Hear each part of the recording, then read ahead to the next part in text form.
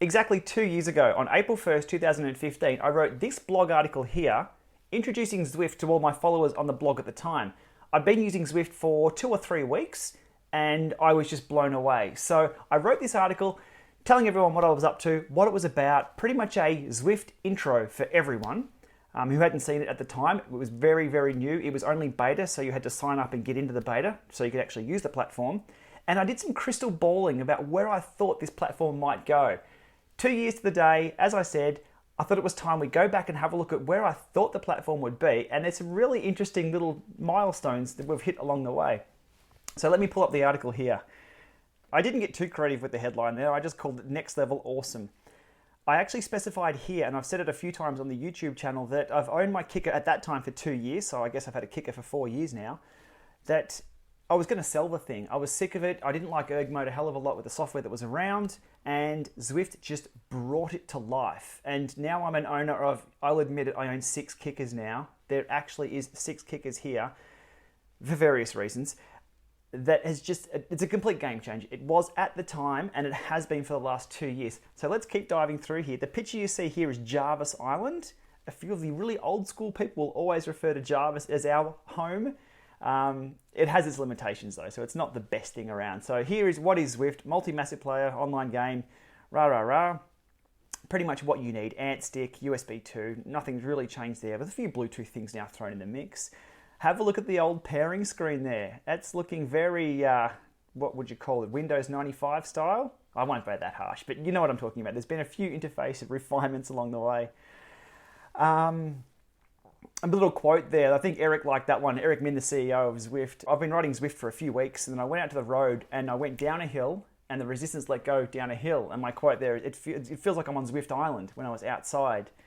So it just went to show that how much immersiveness there was from day zero with Zwift. It really took a smart trainer, or the smart trainers that were out there, pretty much one at the time, and just gave it life. And here's what it was all about, and here's what captured my imagination, my motivation, you know what it's all about. I can't even put it into words. It was just a reason to get on the bike and have fun, but it was a computer game as well, so it linked into that.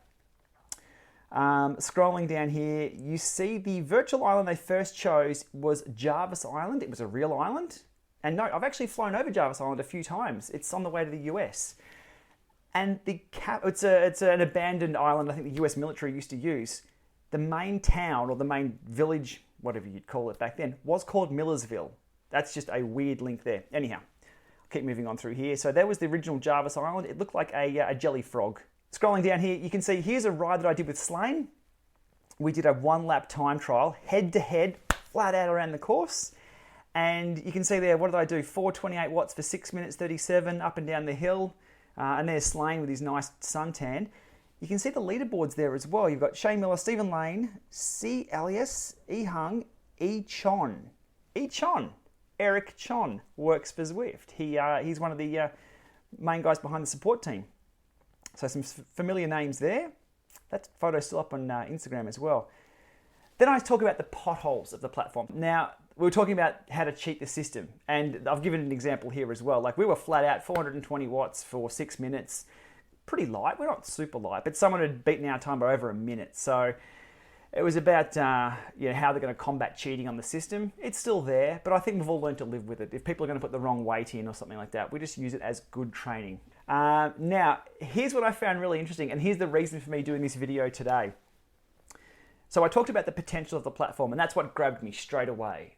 I thought, if one piece of software can take this physical trainer, give me the new experience, 3D worlds, like, this is, anything that can be done in software can be done here, visually, you name it. So I started talking about, as I said here, the potential is mind-blowing. Sorry, I was trying to stop rambling, but the potential is mind-blowing. I talked about real-time races, grand fondos, replication of classic climbs, Zwift Roubaix with virtual cobbles, and real virtual climbs. Let me go through each of those one by one.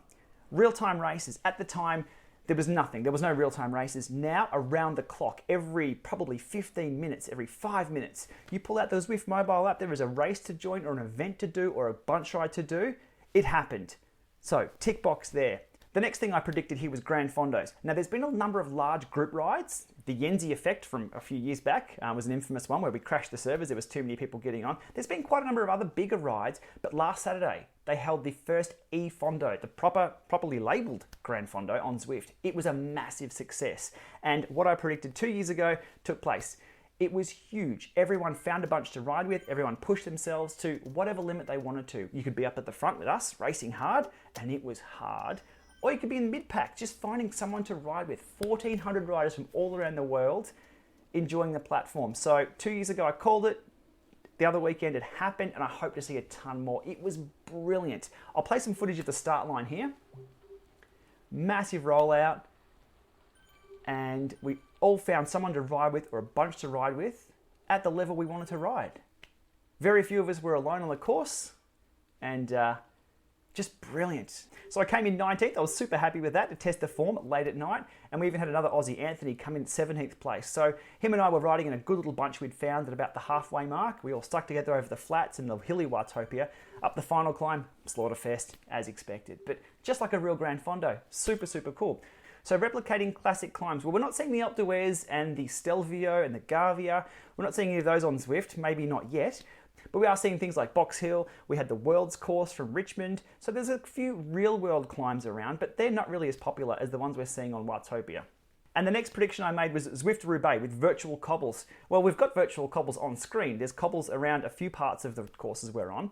But the Neo Trainer actually replicates those cobbles. We've got real road feel coming through the Neo Trainer. So that's come to fruition as well.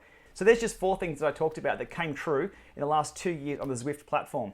What didn't come true though? Well, I've also listed here that we could mix it up with muddy virtual cyclocross races and single track mountain bike rides. Well, I still think there's potential for that, and I really hope to see that, especially when it comes to steering. I'd love to just ride along, and if I'm just, oh, look, a squirrel, turn the bike and head off into the trees.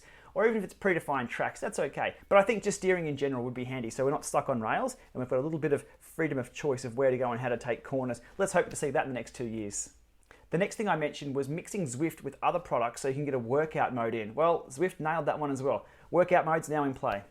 In the last paragraph, I mentioned Zwift could possibly replicate a stage of the tour or a famous race, put virtual pro riders there, and have us join the race and maybe influence the outcome, maybe even win the race. Hasn't quite happened like that though, and I think Zwift have one-upped me on my prediction. Real Pro Tour riders are now riding on Zwift. The other night, the e-Fondo, Simon Clark rocked up for a roll. Real pros you can actually rub shoulders with. So there's my article from 2 years ago. I'm really happy to see the progression. A few of the things come to fruition, a few of them maybe not, but the potential's still there for a number of other things, including just last night, loading Zwift on the Apple TV. That's coming soon. Alrighty, that's it for today. Thanks for watching, and I'm really looking forward to the comments that will be put on this video to see where you think this platform's going to be. 6 months, 12 months, 2 years' time. Okay, see you soon.